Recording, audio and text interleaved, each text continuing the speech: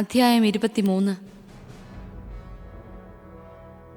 പൗലോസ് സംഘത്തെ സൂക്ഷിച്ചു നോക്കിക്കൊണ്ട് പറഞ്ഞു, സഹോദരന്മാരെ, ഇന്നേ വരെ ദൈവത്തിൻ്റെ മുമ്പിൽ നല്ല മനസാക്ഷിയോടെയാണ് ഞാൻ ജീവിച്ചത്. പ്രധാന പുരോഹിതനായ അനനിയാസ് തൻ്റെ അടുത്ത് നിന്നവരോട് അവൻ്റെ മുഖത്ത് അടിക്കാൻ ആജ്ഞാപിച്ചു. അപ്പോൾ പൗലോസ് അവനോട് പറഞ്ഞു, വെള്ളപൂശിയ മതിലേ, ദൈവം നിന്നെ പ്രഹരിക്കാനിരിക്കുന്നു. എന്നെ നിയമാനുസൃതം വിധിക്കുവാനാണ് നീ ഇവിടെ ഇരിക്കുന്നത്. എന്നിട്ടും നിയമവിരുദ്ധമായി പ്രഹരിക്കാൻ നീ കൽപ്പിക്കുന്നുവോ?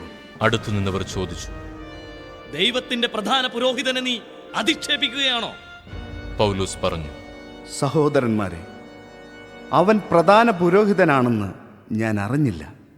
എന്തെന്നാൽ ഇങ്ങനെ എഴുതപ്പെട്ടിരിക്കുന്നു, നിന്റെ ജനത്തിൻ്റെ ഭരണകർത്താവിനെ നീ ദുഷിച്ചു സംസാരിക്കരുത്.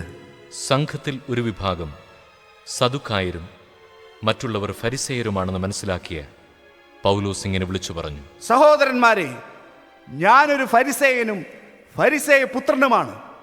മരിച്ചവരുടെ പുനരുത്ഥാനത്തിലുള്ള പ്രത്യാശയെ സംബന്ധിച്ചാണ് ഞാൻ വിചാരണ ചെയ്യപ്പെടുന്നത്. അവനിത് പറഞ്ഞപ്പോൾ ഫരിസേയരും സദുക്കായരും തമ്മിൽ അഭിപ്രായ ഭിന്നതയുണ്ടാവുകയും അവിടെ കൂടിയിരുന്നവർ രണ്ടു പക്ഷമായി തിരിയുകയും ചെയ്തു. കാരണം പുനരുത്ഥാനമോ ദൈവദൂതനോ ആത്മാവോ ഇല്ല എന്നാണ് സദുക്കായർ പറയുന്നത്. ഫരിസേയരാകട്ടെ ഇവയെല്ലാം ഉണ്ടെന്നും പറയുന്നു. അവിടെ വലിയ ബഹളമുണ്ടായി. ഫരിസേയരിൽപ്പെട്ട ചില നിയമജ്ഞർ എഴുന്നേറ്റ് ഇങ്ങനെ വാദിച്ചു, ഈ മനുഷ്യനിൽ ഞങ്ങൾ ഒരു കുറ്റവും കാണുന്നില്ല. ഒരു ആത്മാവോ ദൂതനോ ഒരുപക്ഷെ ഇവനോട് സംസാരിച്ചിരിക്കാം. തർക്കം മൂർച്ഛിച്ചപ്പോൾ പൗലോസിനെ അവർ വലിച്ചു കീറുമോ എന്ന് തന്നെ സഹസ്രാധിപൻ ഭയപ്പെട്ടു. അതിനാൽ അവരുടെ മുമ്പിൽ നിന്ന് പൗലോസിനെ ബലമായി പിടിച്ച് പാളയത്തിലേക്ക് കൊണ്ടുപോകാൻ അവൻ ഭടന്മാരോട് കൽപ്പിച്ചു.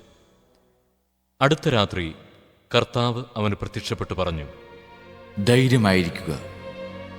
ജെറൂസലേമിൽ എന്നെക്കുറിച്ച് നീ സാക്ഷ്യം നൽകിയതുപോലെ തന്നെ റോമായിലും സാക്ഷ്യം നൽകേണ്ടിയിരിക്കുന്നു. പ്രഭാതമായപ്പോൾ യഹൂദർ ഗൂഢാലോചന നടത്തി. പൗലോസിനെ വധിക്കുന്നതുവരെ തങ്ങൾ ഒന്നും തിന്നുകയോ കുടിക്കുകയോ ചെയ്യുകയില്ലെന്ന് അവർ ശപഥം ചെയ്തു. 40-ലധികം പേർ ചേർന്നാണ് ഈ ഗൂഢാലോചന നടത്തിയത്. അവർ പുരോഹിത പ്രമുഖന്മാരെയും ജനപ്രമാണികളെയും സമീപിച്ചു പറഞ്ഞു, ഞങ്ങൾ പൗലോസിനെ കൊല്ലുന്നതുവരെ ഭക്ഷണം കഴിക്കുകയില്ലെന്ന് ശപഥം ചെയ്തിരിക്കുകയാണ്. അവനെ സംബന്ധിക്കുന്ന കാര്യങ്ങൾ കൂടുതൽ സൂക്ഷ്മമായി അന്വേഷിക്കുന്നതിനെന്ന ഭാവേന അവനെ നിങ്ങളുടെ അടുക്കൽ കൊണ്ടുവരാൻ നിങ്ങൾ സംഘം മുഴുവൻ ഒന്നിച്ച് സഹസ്രാധിപനോട് ആവശ്യപ്പെടുവിൻ. ഇവിടെ എത്തുന്നതിനു മുമ്പ് തന്നെ അവനെ കൊല്ലാൻ ഞങ്ങൾ ഒരുങ്ങിയിരിക്കുകയാണ്. പൗലോസിന്റെ സഹോദരീപുത്രൻ ഈ ചതിയെപ്പറ്റി കേട്ടു.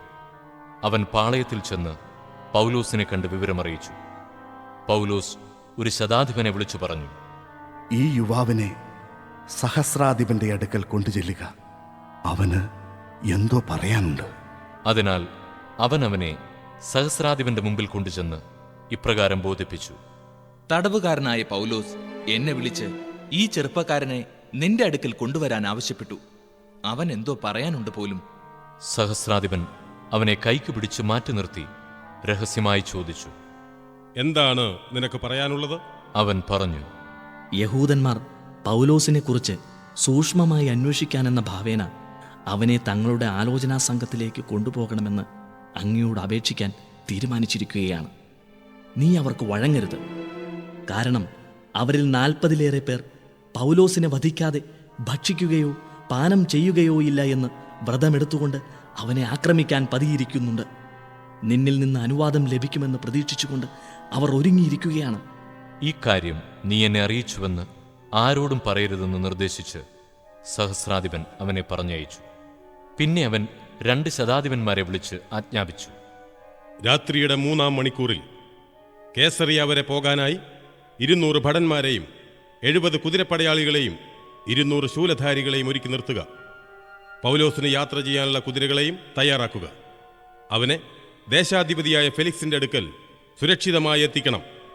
അവൻ ഇങ്ങനെ ഒരു കത്തുമെഴുതി, അഭിവന്ദ്യനായ ദേശാധിപതി ഫെലിക്സിന് ക്ലാവൂദിയോസ് ലീസിയാസിന്റെ അഭിവാദനങ്ങൾ. ഈ മനുഷ്യനെ യഹൂദന്മാർ പിടിച്ചു ബന്ധിച്ചു. ഇവനെ കൊല്ലാൻ അവർ ഒരുമ്പെട്ടപ്പോൾ ഇവൻ റോമാ പൗരനാണെന്നറിഞ്ഞ് ഞാൻ ഭടന്മാരോടുകൂടെ ചെന്ന് ഇവനെ രക്ഷിച്ചു.